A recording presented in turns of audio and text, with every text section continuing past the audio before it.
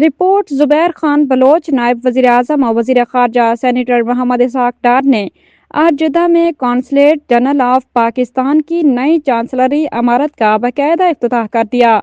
افتتاحی تقریب میں پاکستان کے سفیر احمد فاروق، قونصل جنرل سید مصطفیٰ ربانی، سعودی معززین، پاکستانی کمیونٹی کے افراد اور قونصلیٹ کے افسران نے شرکت کی۔ تقریب سے خطاب کرتے ہوئے نائب وزیر اعظم اور وزیر خارجہ نے قونصلیٹ کی کارکردگی کو سراہا اور سعودی عرب کی حکومت کے تعاون پر شکریہ ادا کیا۔ انہوں نے بیرون ملک مقیم پاکستانیوں کو سہولت کی فراہمی کے لیے حکومت پاکستان کے عزم کا اعادہ کیا اور نئی چانسلری میں قونصلیٹ کی تمام سرگرمیاں منتقل کرنے کی باضابطہ منظوری دی۔ انہوں نے کہا کہ نئی عمارت مغربی سعودی عرب میں مقیم تقریباً 18 لاکھ پاکستانیوں کو بہتر اور مؤثر قونصلی خدمات فراہم کرنے میں اہم کردار ادا کرے گی۔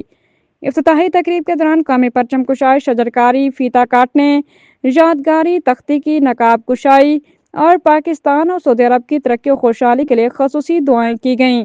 اس موقع پر نئی چانسلری کی سہولیات اور خصوصیات پر مشتمل ایک ویڈیو پریزنٹیشن بھی پیش کی گئی۔